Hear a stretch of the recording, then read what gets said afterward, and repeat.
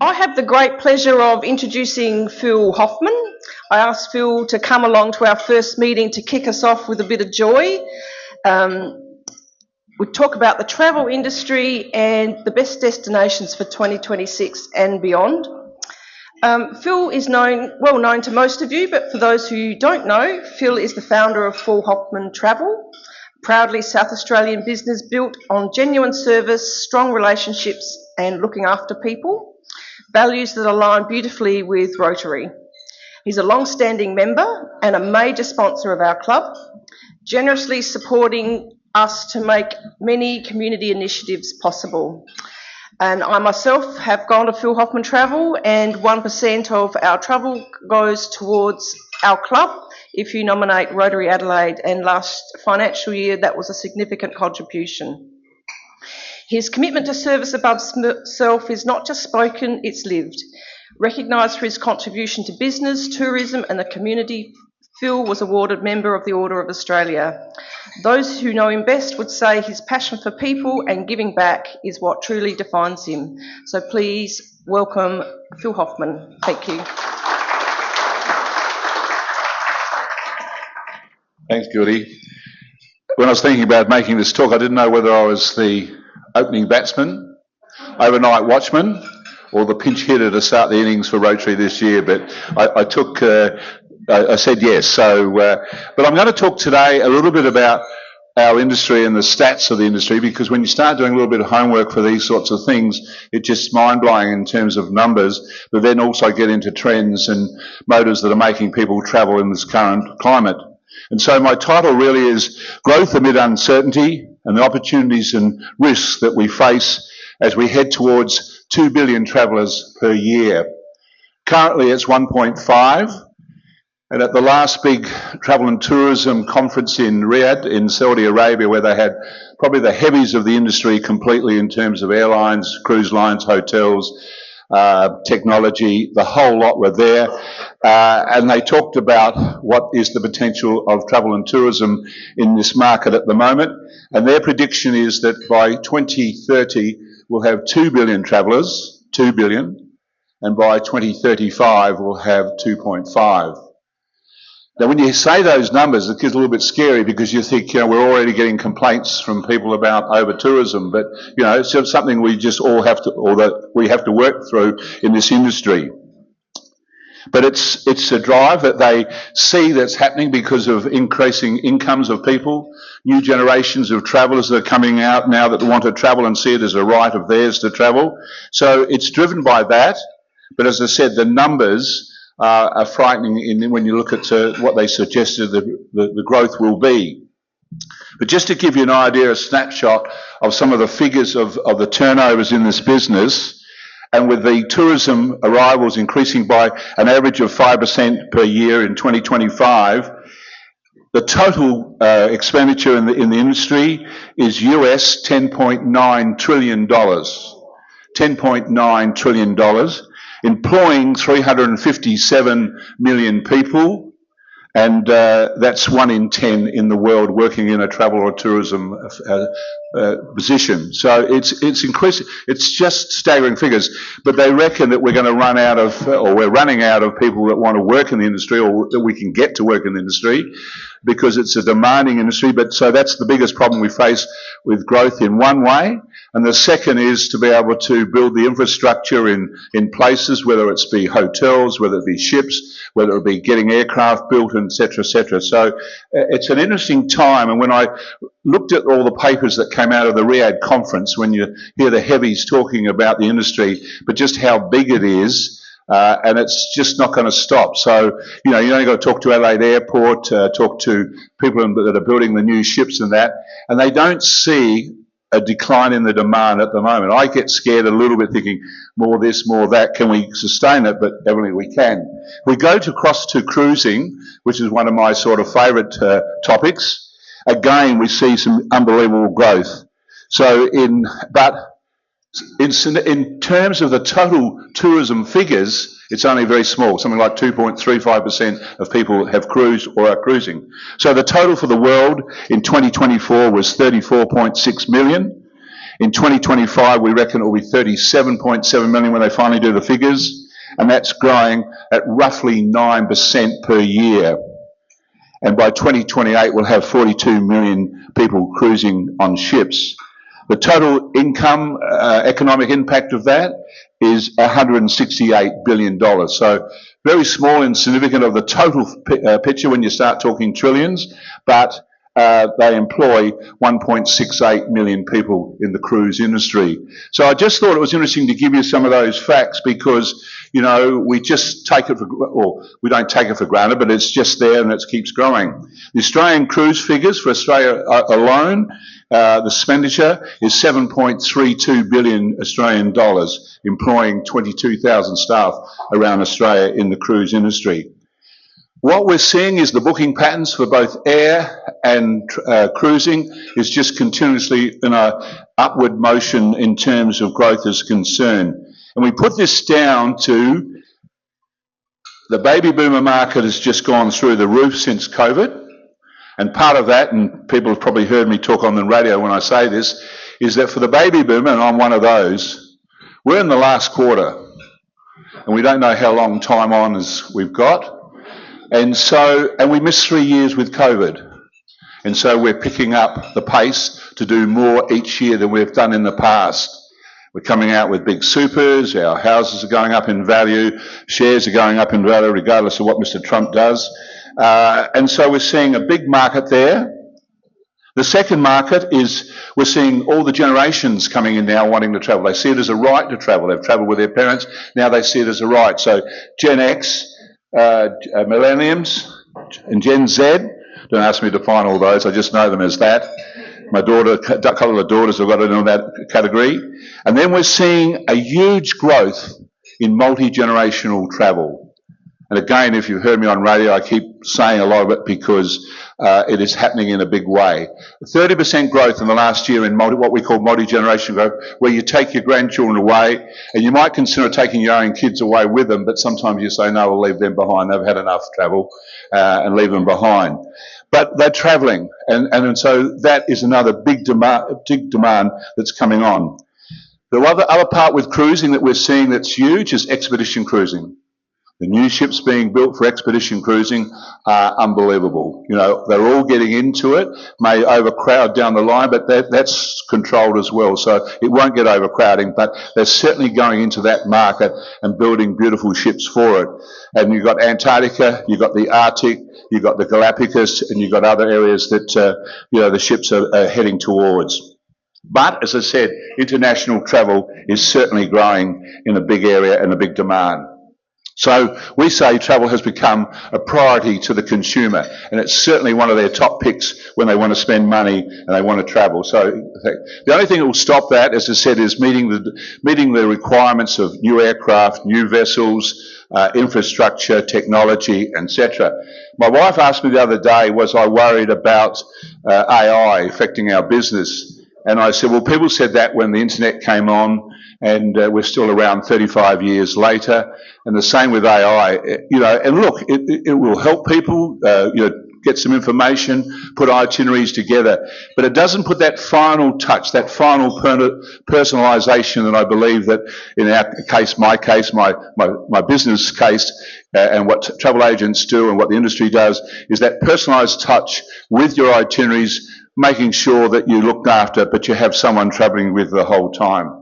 And so I just want to touch now on what I call trending patterns and the changing motives for travel. And I've already mentioned the baby boomer market because of us being in the last quarter. Increasing priority for travel by all generations, multi-generational travel I mentioned, family travel and connections.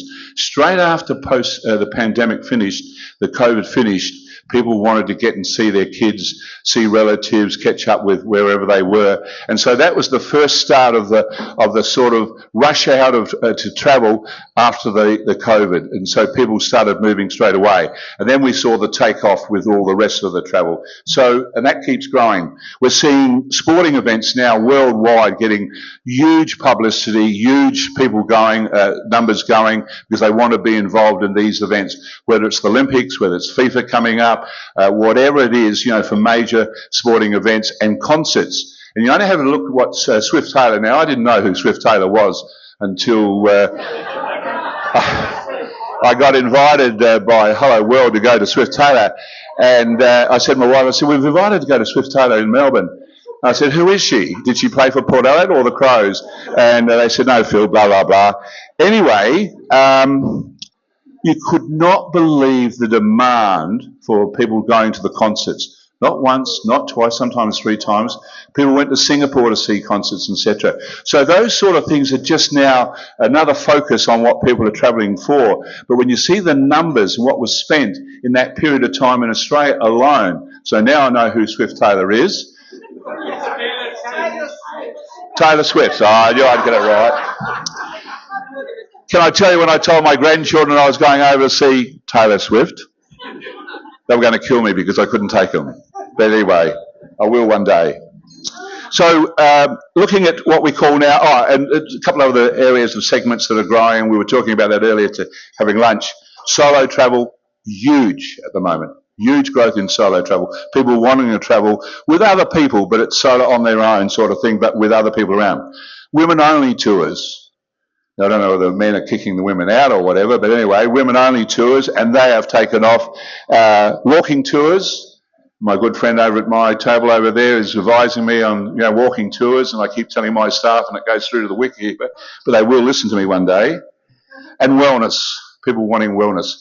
But they're combining a lot of this together, whether they're going on a walking tour, whether they're doing a trip, but it's all coming together. But they're all segments of the business that we are looking at, and you can see the figures when you start doing analysis of your figures of where people are going. But I'm talking this on a world scale, not just what we do in South Australia, but on a world scale of the numbers that are people and how the different operators worldwide are doing this. So whatever. When you start talking trending destinations, and I'm going to put this into regions more than just naming a couple of destinations. Europe is always number one. Europe, in terms of dollar spend, is number one as far as Australians are concerned. If they're going for the first time, they're going across for 3, 4, 5 weeks. And so they're looking at the UK, they're looking at Western Europe, that will be their first trip. Then as they have had the first taste of it, but when you're sort of looking at Europe and you say, it's like a dartboard, where will I go next, what would I like to do? And you've either seen something on TV or your neighbour's been to Spain and Portugal and just come back and said, you've got to go to Spain and Portugal, or you've got to go to Croatia, Slovenia. These destinations are now firing in a big way. We were talking when we were having coffee about the Balkans and that. And these were destinations 10 years ago that weren't on the radar for people. They now are on the radar. And so we're seeing those sort of destinations, and they're continuing to come out of the woodwork as people do that discovery and see and hear people talk about it or see a documentary on it. And so Europe is number one. Why? I think people always want to go to Europe and get a taste of what European life is over there, what it's like. Do I want to live there? No. Do we live in the best place in the world? Yes, we do in South Australia. But you've got to go and experience it. You've got to go over to Europe. You've got to go to these destinations, whether it's going to Poland, whether it's going up Northern Europe or whatever. One of my best trips in the last probably 5 years. People always ask you, what's your favourite trip? So you can't give an answer to that because it's like asking what your favourite kid is in the family. It's when you go there, you go with people and you enjoy yourself. One of the favourites for me in the last couple of years was Lapland.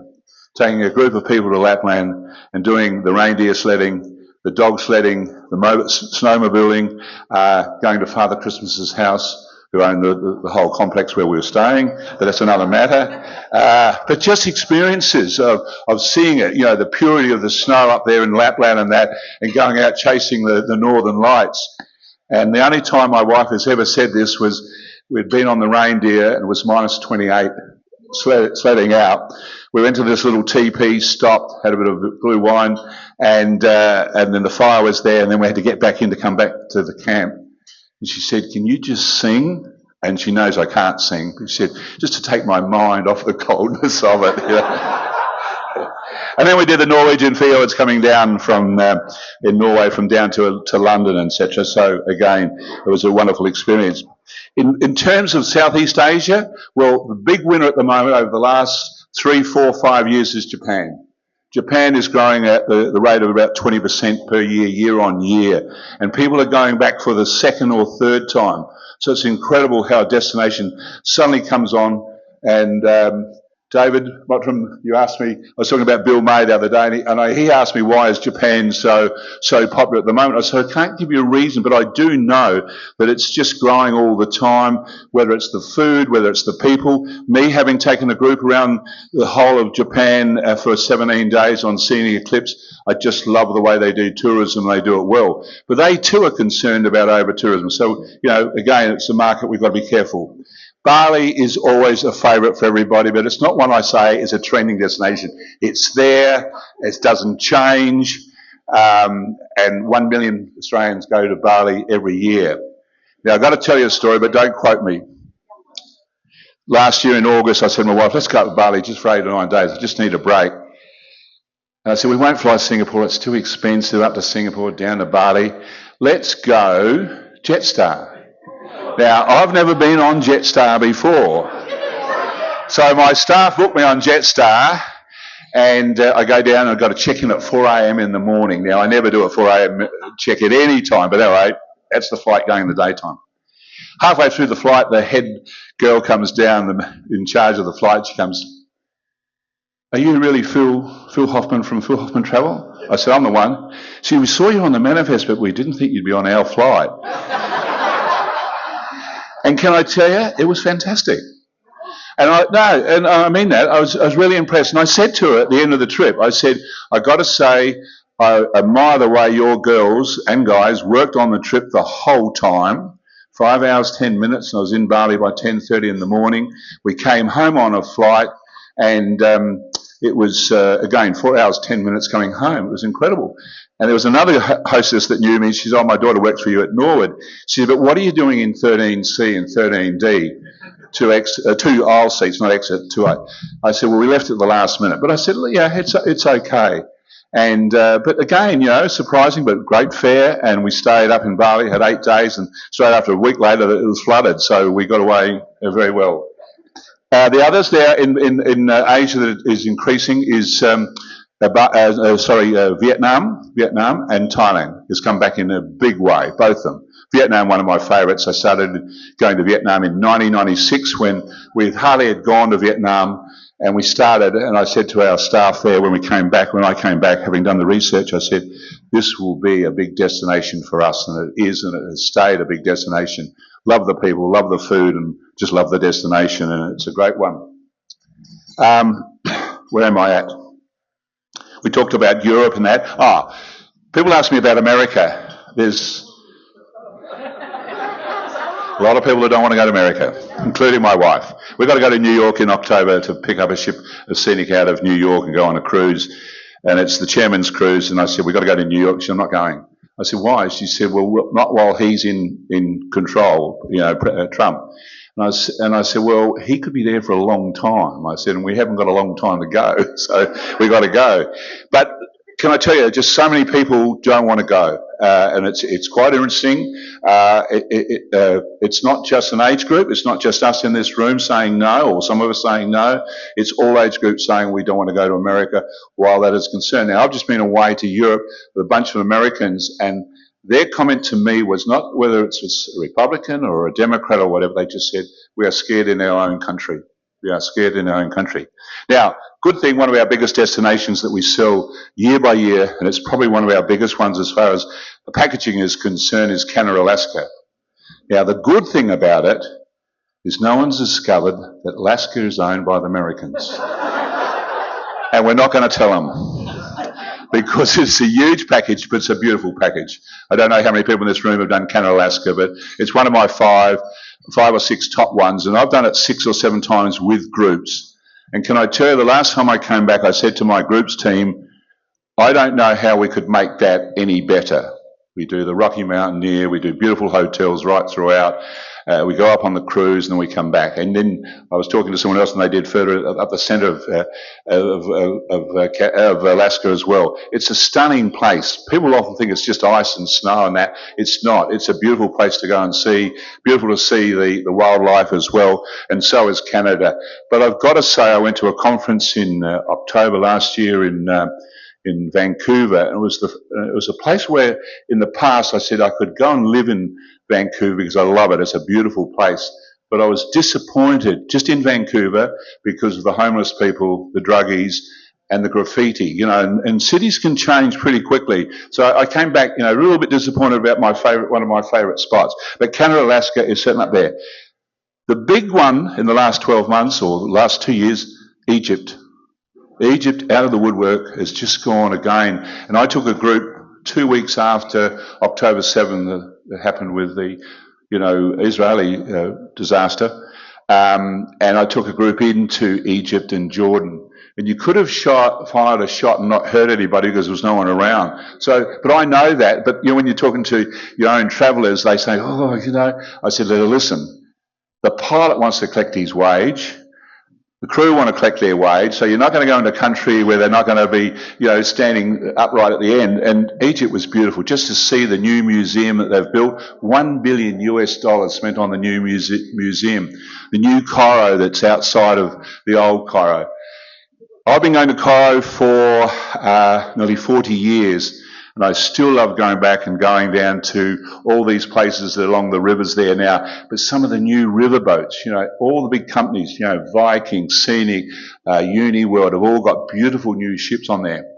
Anyway, I'm down in Abu Simbel, 400 kilometres south of Aswan, looking at where they moved the monuments because of flooding. This girl comes up and she said, "You're Phil Hoffmann, aren't you?" And I said, "Yeah." And she turned around and I said, "Yeah." She said, "I'm your cousin." And I said, "Oh, Jan, yeah. I recognised her. I said, "How did you recognise me?" She said, "That bloody voice of yours. I hear it on radio all the time." But the good thing about it was she had booked through my Barossa office, so I was happy that she was supporting us. But that was in Egypt. So Egypt, again, is another great destination, and Africa. We're seeing a big movement in Africa.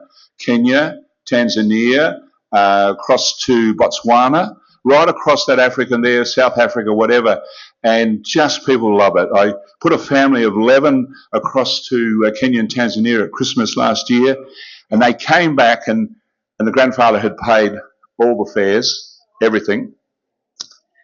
And he came back, and normally I'd shake hands with him, and say, he just gave me a big hug. He said, "Phil, that was the best thing you could ever do for me." And it was just lovely. But interestingly, and I must tell you the booking pattern when something like that happens. So the wife, the grandma, and the two daughters come in, and we're planning the trip. I said, "Now, what about the fares?" And she said, "We're all going business class." And I thought, I know the dad, I know the grandfather. That's not going to happen, I thought, I better ring him and get him to check out in case he gets, lassoed. He said, "No." He said, "Grandma and I are going business class and the rest are all going economy. And if they want to pay upgrade, they can." Two days later, I rang the office and I said, "How'd you get on with the family?" "They're all going business class."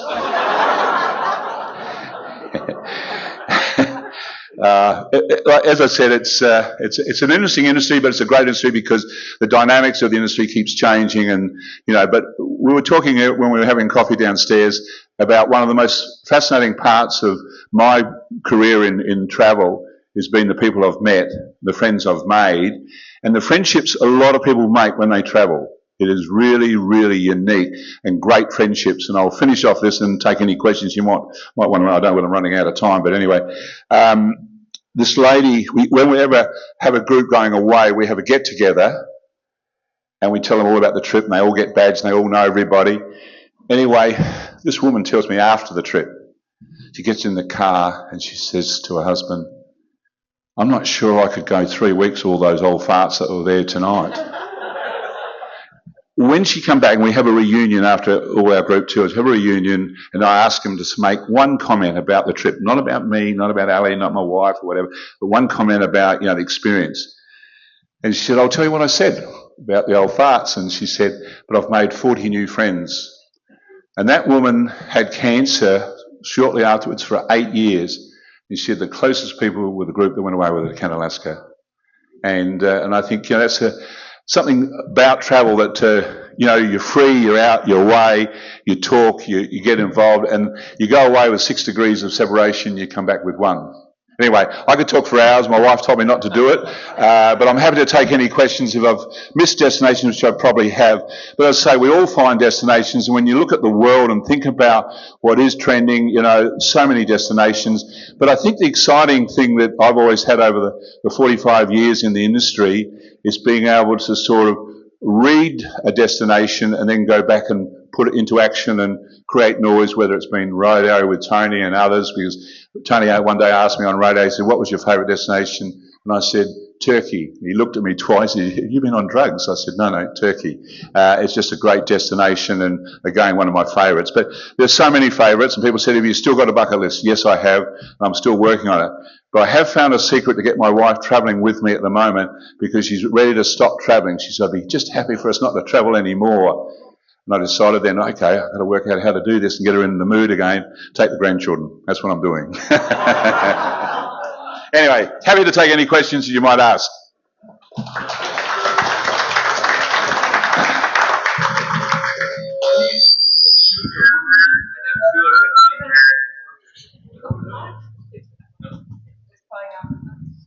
Can you use your goodwill and ensure that the flight to San Francisco stays, the direct flight to US? The one to San Francisco, we just got going in South Australia. Yeah, I've just had clients come back, and they said it was a great trip.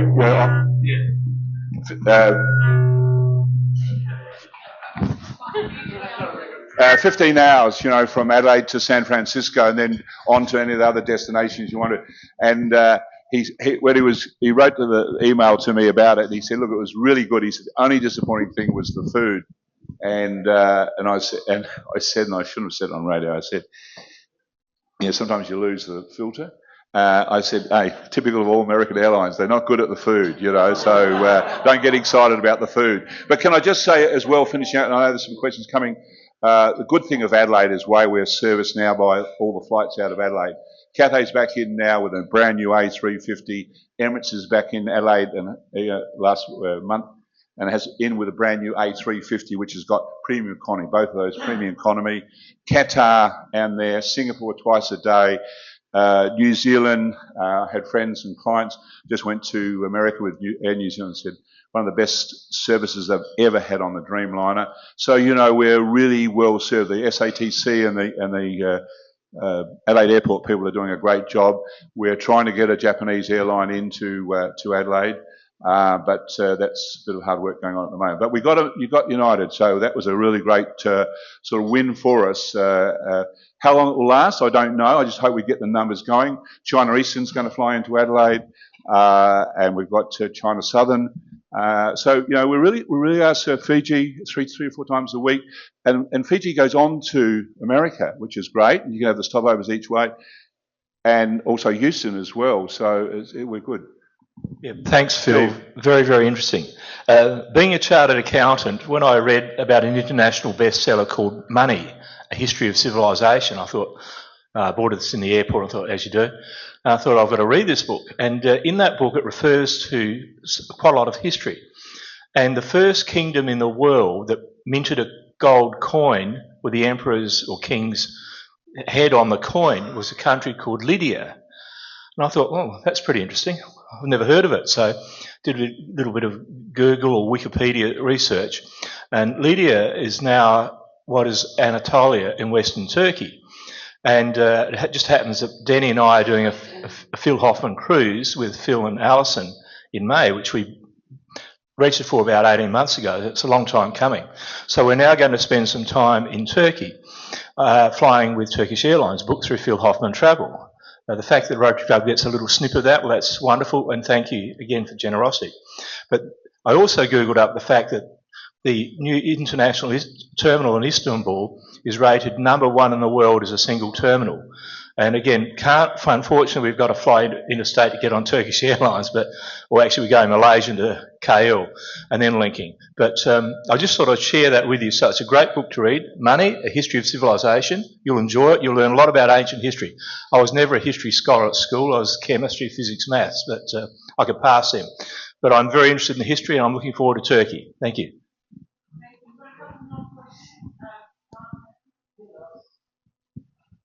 Doesn't matter, I've got a loud voice. Thank you very much.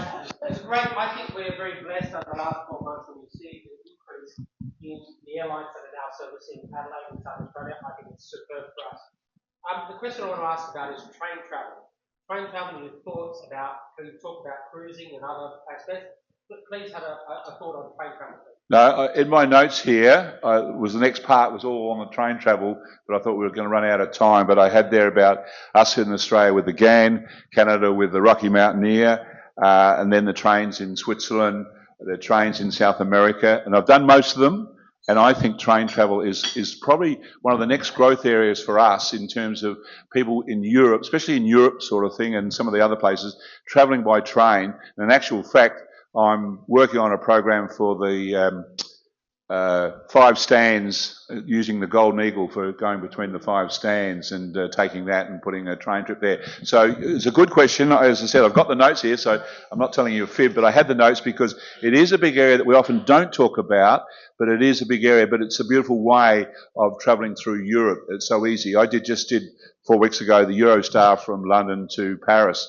2 hours, 15 minutes or something. You get on one end and get off the other end, your immigration's done, you're right in the heart of the city, and you see some of the pretty countryside as you're going in and out. I did the Bordeaux to Paris, 2 hours, 7 minutes, and double decker, fantastic. So it's big in Europe, and I think we're going to use a lot more of it, especially there's trains up in Scandinavia, Norway, Sweden, that I've done all those sort of things. The only problem with train travel is you need to travel lightly, because you've got your case on and off all the time, and sometimes there are big steps to get up onto the train, and sometimes you have people that are helping you, and you think that's nice, but he's got someone on the other side that takes the case and you never see it again. So you've got to be ultra careful, but normally it's pretty good. But no, train travel is good. And like at the moment, a lot of people are using the GAN, using the Indian Pacific, the Great Southern, and they're fantastic. Good experiences. My wife is not a train traveller because she finds it hard to sleep, whereas I only got to sit on, up there in a train seat and I'm asleep, so I don't have to concentrate. And can I say too, congratulations guys on your Test cricket thing, because I was looking at my diary knowing that it was on that night and was missing it was a great night, so I hope it was a success. Yeah. Any other? Hi, Phil. Gina from East End Ventures. I have 2 questions. How many countries have you travelled to, and what's left on your bucket list of countries to go to? Well, the 5 stands is one I've got there, a couple of others to do, but I think the last time there was a girl who was my marketing manager for 8 or 9 years, and she used to be competitive against me all the time. I'm thinking about 138, 140 I got to at the stage, but I haven't done it for a while, so I can add a few on the Galapagos when we went to Galapagos and, those countries, Ecuador and that sort. So I haven't added those on there. And I didn't realise how sometimes you forget to do some of the homework you should do, and I forgot that Ecuador was so high. And I landed in Ecuador and we checked in the hotel and that, and then all of a sudden I'm struggling pulling this case on the carpet. And I had not thought of it. We were 9,000 feet up. I was struggling. Well, shit, I'm going unfit. Sorry. All right. Okay. That's all we have time for. All right. Just don't run away. Got a very special gift. I'll just unwrap it. They're very special. We still have some left. Yes. Thank you so much. No, that's a pleasure. Enjoy that drop with your wife. And I wish I had the travel knowledge. It would be outstanding and to bring 4 people.